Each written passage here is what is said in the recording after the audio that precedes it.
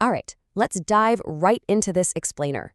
Today, we're unpacking the hidden economic machinery behind that standard tray of food sitting in front of millions of students every single day.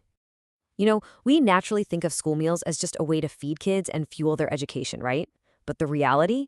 They are actually massive, multi-billion-dollar economic transactions. We're talking about programs that literally move entire markets, dictate local agricultural policy, and dramatically shift how families spend their time and money. To really understand how this works, we're going to look at a brilliant 2026 academic meta-aggregation. Here is our roadmap. We'll look at massive economic engines, solving the data puzzle, the household demand side, the supply side paradox, and finally, realigning public policy. So, Section 1, massive economic engines, more than just nutrition. The sheer scale of these programs is absolutely staggering. I mean, school meal programs reach 61% of primary school pupils in high-income countries. When a government feeds that many people, they're linking massive state budgets directly to local food procurement markets, household wallets, and even maternal labor markets. It's a massive economic engine hiding in plain sight. Moving right along to Section 2, solving the data puzzle, an academic review. Now, measuring the actual economic ripple effect of these meals globally has historically been next to impossible because the data is just incredibly fragmented. But this specific 2026 thesis by Hiskia Pandya Bagaswara Ardya from IPB University acts as our guide here. It steps in to solve that puzzle by synthesizing global evidence published between 2016 and 2026. To show you why this was such a headache to synthesize in the first place, consider this number. 2.26. A 2025 study found that every Kenyan shilling spent on school meals generates a 2.26 shilling economic multiplier for local counties. Sounds incredible, doesn't it? But then, contrast that with Louisiana in the US. Researchers there found a multiplier of only $0.48 of output per dollar spent.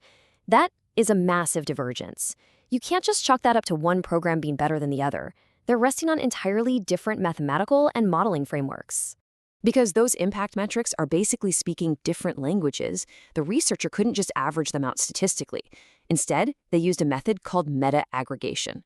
This framework evaluates finding statements and institutional contexts rather than statistically pooling incommensurable metrics. It basically allows for true apples-to-apples comparison of the academic review. Look at this rigorous filtering process. They retrieved over 3,000 messy records from Scopus, screened them under Prisma 2020 guidelines, and extracted just 41 studies for a Conqual-graded synthesis.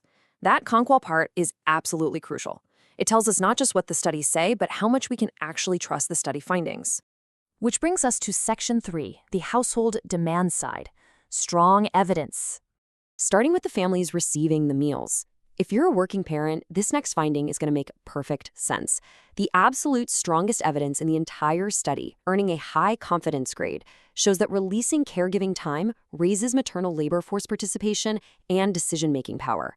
This is rock-solid data proving that when the state feeds the kids, mothers can reallocate their time to the labor force. We also have solid, moderate confidence evidence showing that providing these meals physically shrinks family grocery spending. It's anywhere from a 1.8% reduction, like we see in a 2024 study by Brown, to over a 6% reduction in a 2026 study by Ma and colleagues. And the best part? This happens without sacrificing the quality of the child's diet. The economic benefits for households are just incredibly clear. But now we hit a bit of a snag. Section 4. The supply side paradox. Weak evidence for big claims. This brilliantly illustrates the core irony of this whole explainer.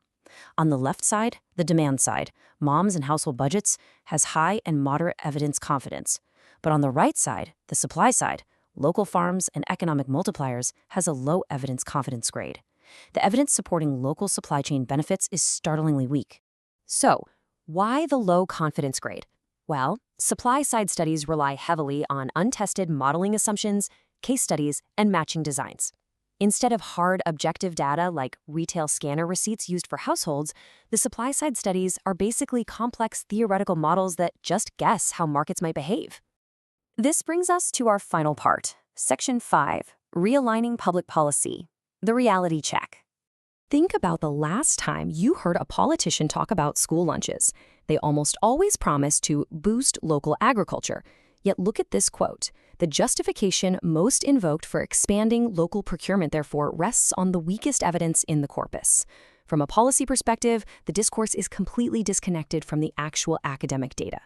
Furthermore, the idea that these programs are great macro-level wealth redistributors, what economists call fiscal incidence, holds a very low confidence grade. It relies on only 2 studies.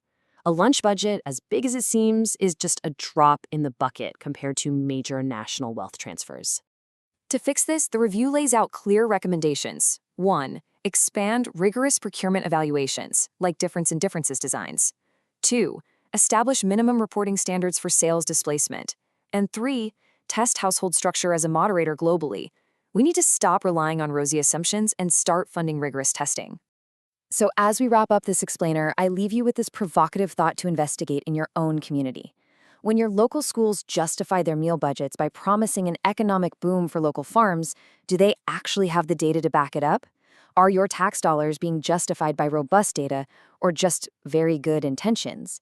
It's definitely a question worth asking the next time you look at a school lunch tray.